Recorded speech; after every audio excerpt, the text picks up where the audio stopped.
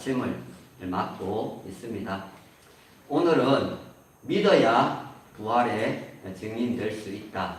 이런 제목으로 함께 은혜를 나누기를 원합니다.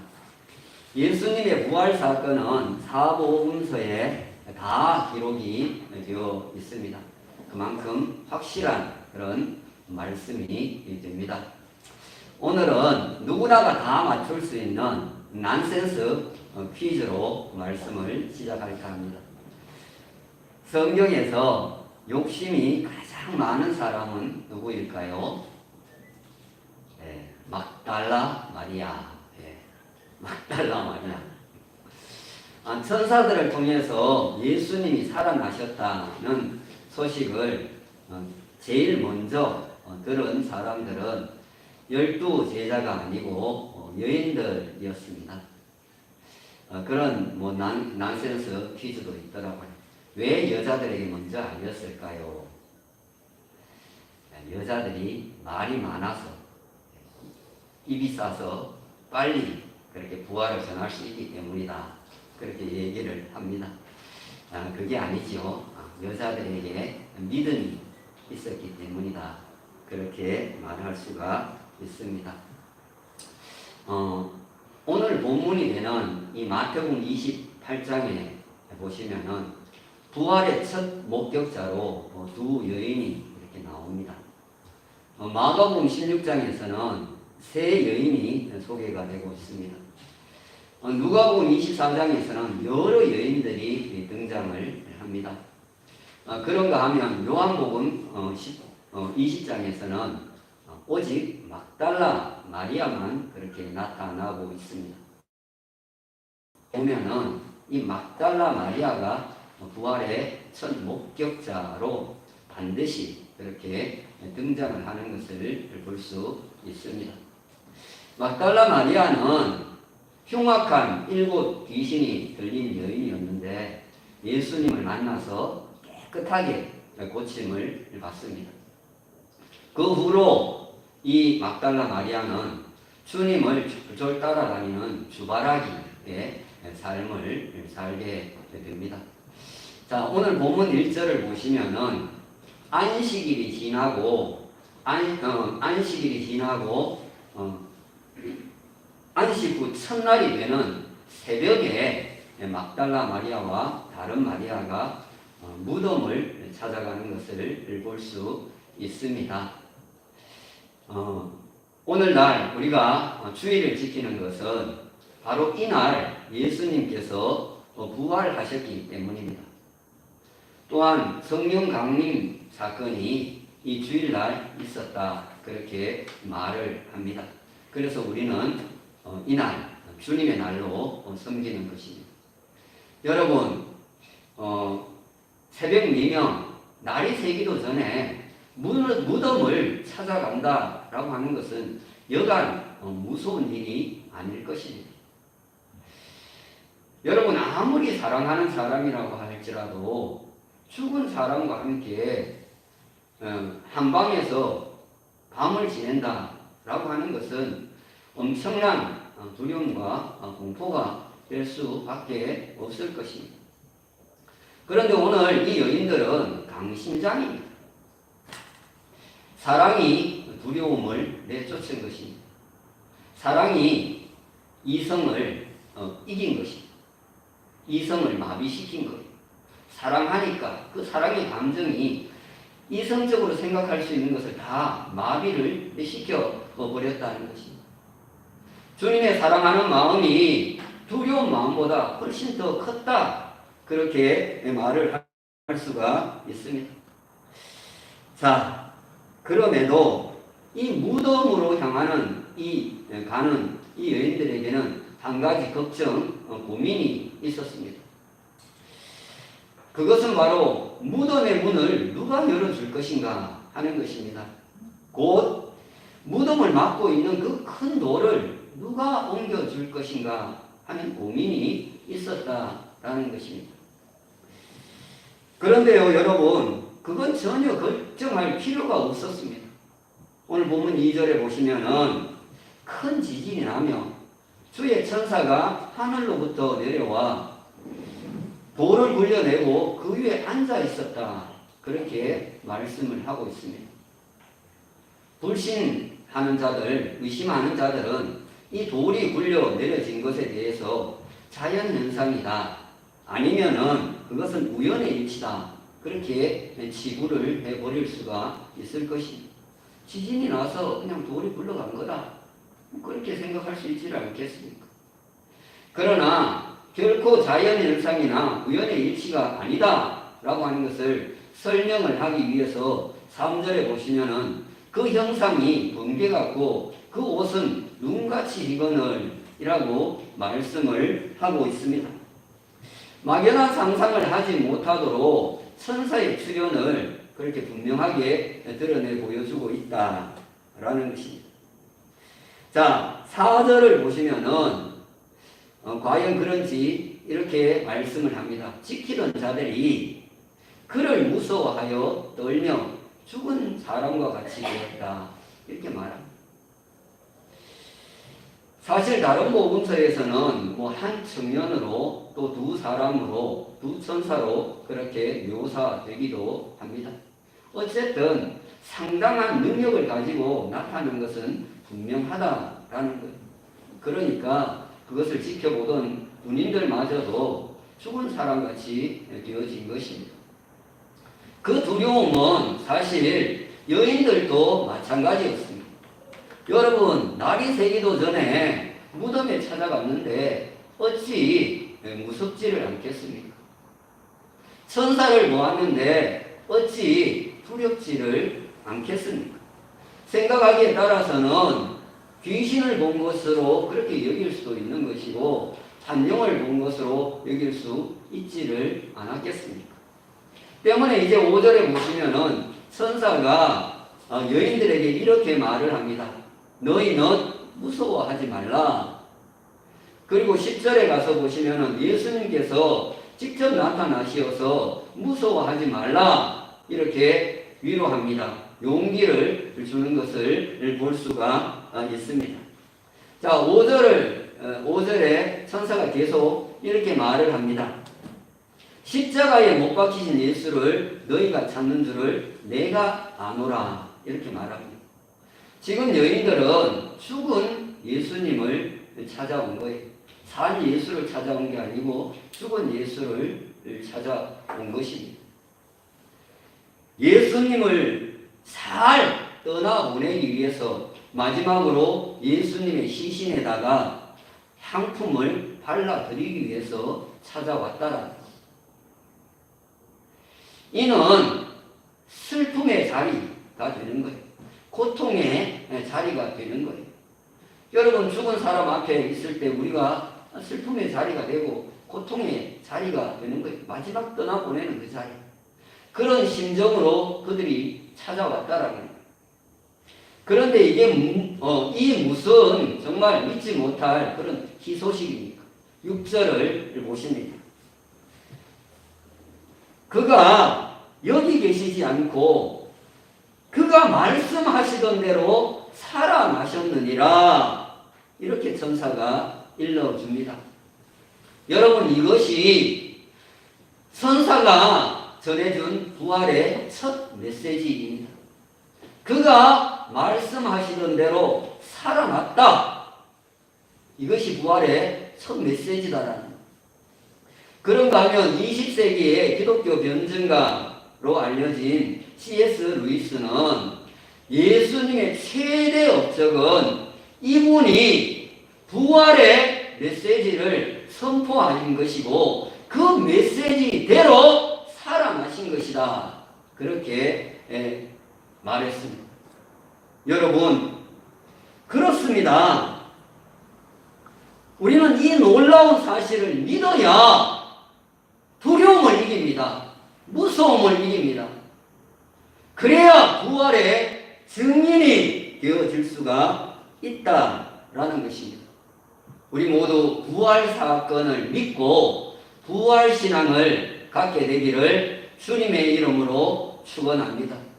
자, 부활의 증인이 되려고 하면은 우선 부활의 목격자가 되어야 된다라는 보고 들은 사람이 말하는 것을 말하는 사람을 증인이라고 합니다.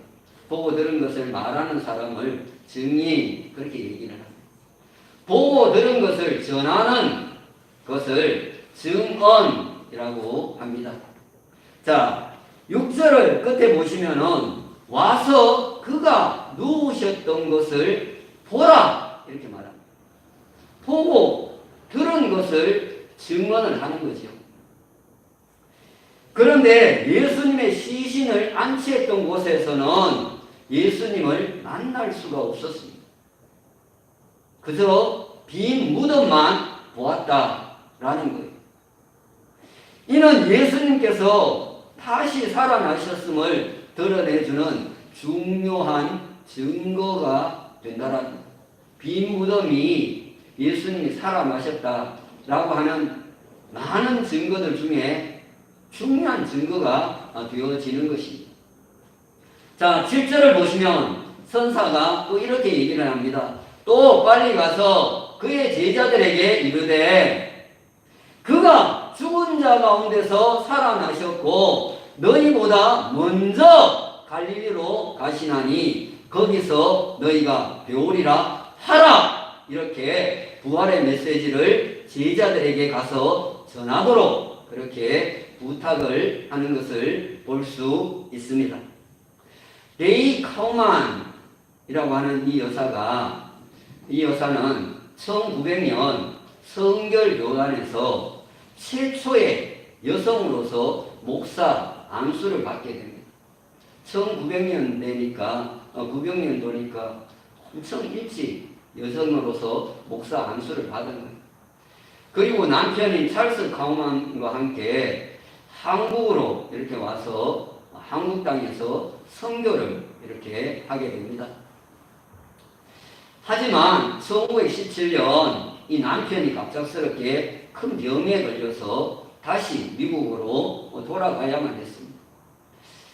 1920년 남편이 소천할 때까지 이 레티 카우만 이 부인은 남편에게 온 정성을 쏟아서 간병을 했습니다. 그러나 결국은 남편이 죽게 됩니다. 그리고 나자 이 동양 선교회의 최초의 설립자가 되는 남편 찰스 카우만의 뒤를 이어서 레티 카우만 여사가 4대 총리가 되어서 선교회를 이끌게 됩니다. 한 번은 이 카우만 여사가 시카고의 한적한 거리를 걷고 있었는데 그때 어떤 집에 열려진 창문 틈으로 십자가에 못 박히신 예수님의 그림이 눈에 이렇게 들어오게 되었습니다. 카우만 여사는 이상한 힘에 그 순간 이상한 힘에 이끌려서 한참 동안 그 자리를 떠날 수가 없었습니다.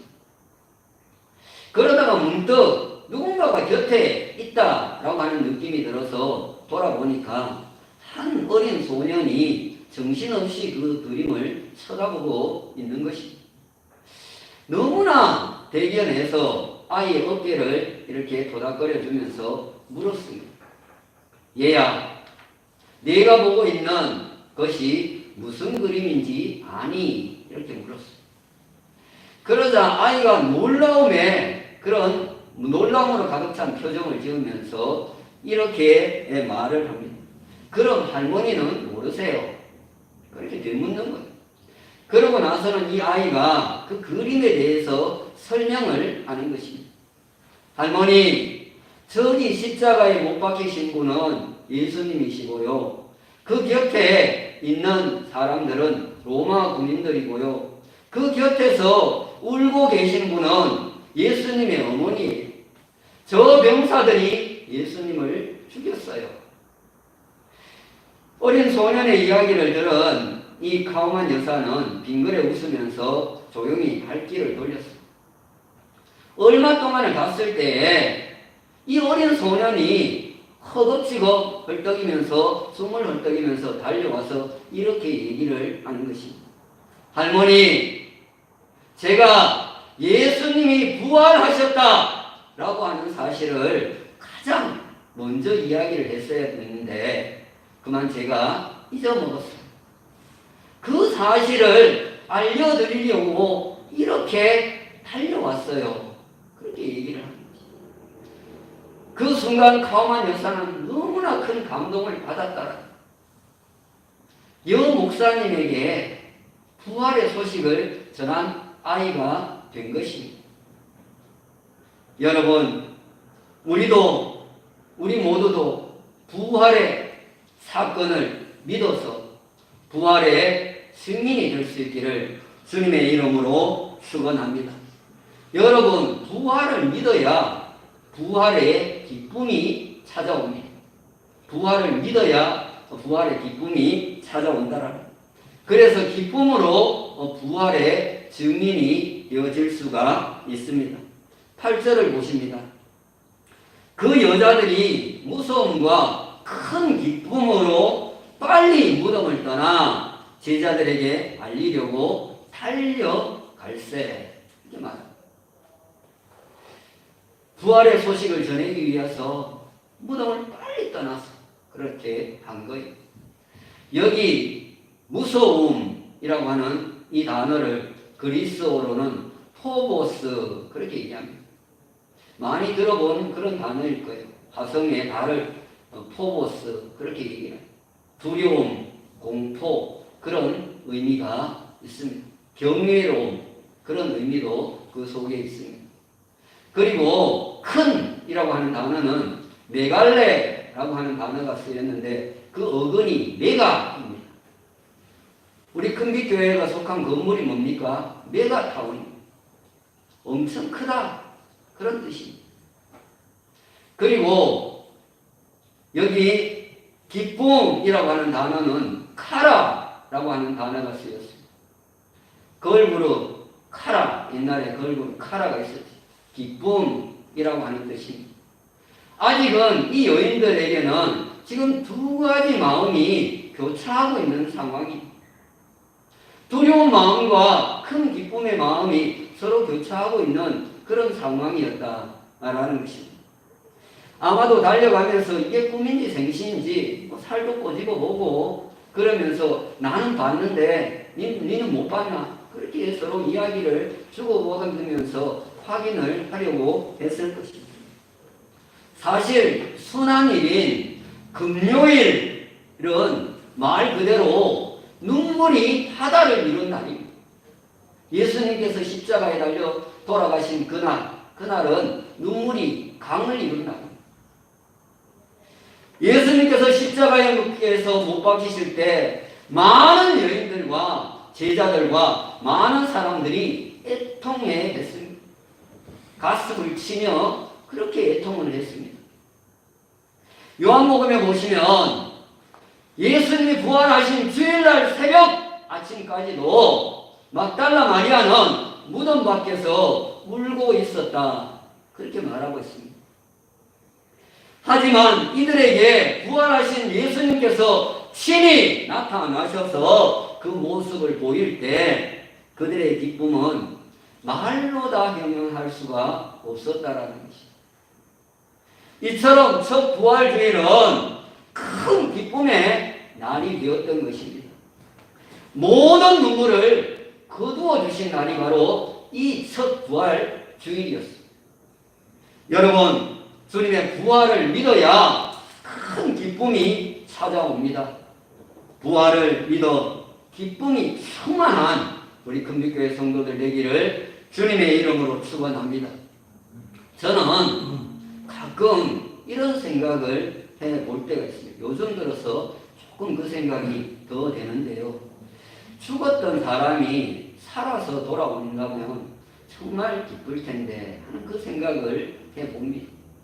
더 솔직히 말하면은 우리 엄마가 살아서 돌아온다면 정말 기쁠 텐데 하는 그 생각을 합니다.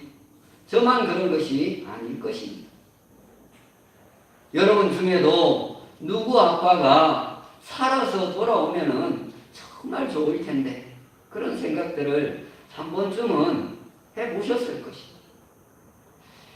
그런데 한편으로는 이런 생각도 해보았습니다.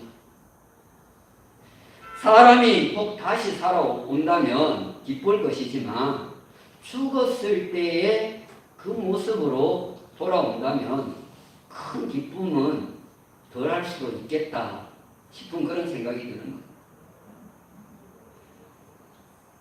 큰 사고를 당했을 때의 모습이라면, 중한 병에 걸렸을 때의 그 모습이라면, 나이가 들어서 90이 넘은 그 나이의 모습으로 돌아온다면 그때는 생각이 좀 복잡해질 수가 있다라는 것. 그러나 주님은 신령한 몸으로 변화되어서 부활을 하셨습니다. 못자국, 창자국이 있었지만 만신창이가 된 몸은 아니었다는 것. 시공간을 초월해서 어디든지 이동할 수 있는 그런 신령한 몸으로 변화를 하신 것입니다. 여러분, 우리에게 예수님의 부활이 큰 기쁨이 되는 이유는 죄는 사망인데, 첫째, 예수님께서 죄를 이기셨기 때문입니다. 둘째는 사망 권세를 가진 사탄을 이기셨기 때문입니다. 셋째는 우리 모두도 예수님과 같은 몸으로, 신령한 몸으로 부활을 할 것이기 때문인 것입니다. 그러니 여러분, 부활의 큰 기쁨을 갖기를 다시 한번 주님의 이름으로 축원합니다. 여러분, 부활을 믿어야 부활의 평강을 누리게 됩니다. 오늘 9절에 보시면은 예수님께서 부활을 전하기 위해서 가는 여인들을 만나서 평안하냐 이렇게 묻습니다. 본래 헬라 원문에는 평안하라, 평강하라는 명령어로 나옵니다. 그리고 두려움에 문을 걸어 잠그고 있는 제자들에게 찾아가셔서도 예수님께서는 너에게 평강이 있을지어다 그렇게 명령을 하셨습니다. 이것은 예수님의 부활을 믿으라는 것입니다. 평강하려면 예수님의 부활을 믿어야 된다는 것입니다. 여러분, 부활을 못 믿으면 우리는 늘 불안한 가운데 살아갈 수밖에 없습니다. 그러나 부활을 믿으면 우리는 평강할 수 있습니다. 평안할 수가 있습니다. 안산제일교회의 고은원로 목사님의 글에서 본 것입니다. 제가 그대로 읽어드립니다. 들려드리려고 합니다. 김미자 집사의 남편은 말기 위암이었다. 암세포가 임파선까지 전이 되어서 의학적 치료는 끝낸 채 임종만 기다리고 있었다. 그녀는 남편의 죽음이 두려웠다. 진통이 찾아올 때면 더욱 무서웠다. 그 고통을 지켜볼 수밖에 없었던 김 집사가 부활절 성찬 예배에 참석을 했다. 그는 남편을 위해서 자신의 몫의 성찬을 챙겼다.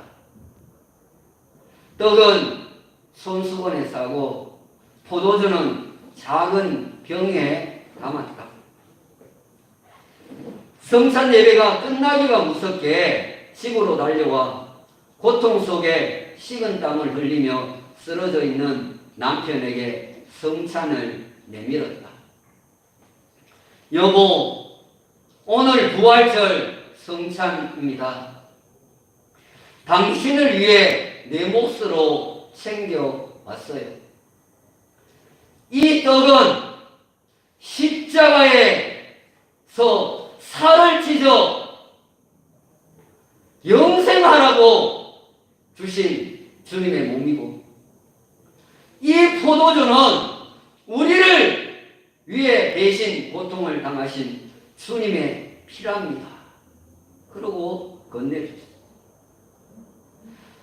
남편은 아내의 사랑에 감동을 하여 눈물로 성찬을 받았다. 기적이었다. 평안이 오고 모든 고통이 사라져 버렸다. 김 집사는 하나님께 기도했다. 감사하고 죄송해요. 성찬은 이렇게 받는 것이 아닐 텐데요. 그런 그림. 여러분, 예수님의 부활을 믿으면 죽어도 좋고 살아도 좋습니다. 죽으면 주님과 함께 영원히 천국에서 살 것이고 부활한 몸으로 살 것이고 또 살아서 이 땅에 있으면 주님을 위해 사명 감당하면 되는 것이 살아도 좋고 죽어도 좋은 것입니다. 그래서 평강을 누릴 수가 있는 것입니다. 이제 말씀을 맺겠습니다. 여러분, 사랑하는 사람이 그리우면 그는 내게 올 수가 없고 나는 그에게 갈 수 있다. 그렇게 다윗은 고백을 했습니다. 언젠가 내가 그리운 사람을 우리는 부활의 몸을 입고 천국에서 만나기를 그렇게 사랑으로 기다리고 믿음의 길을 가야 한다는 것이. 여러분, 그래서 부활 사건을 믿을 수 있기를 축원합니다. 부활의 말씀도 믿을 수 있기를 축원합니다. 부활을 믿어 부활의 증인으로 살아갈 수 있기를 축원합니다. 부활을 믿어 부활의 기쁨이 충만하시기를 축원합니다. 부활을 믿어 부활의 평안을 누리며 살기를 축원합니다. 부활의 산 소망을 가지고 살아가는 우리 모두가 될 수 있기를 부활하신 예수님의 이름으로 축원합니다. 오늘 주신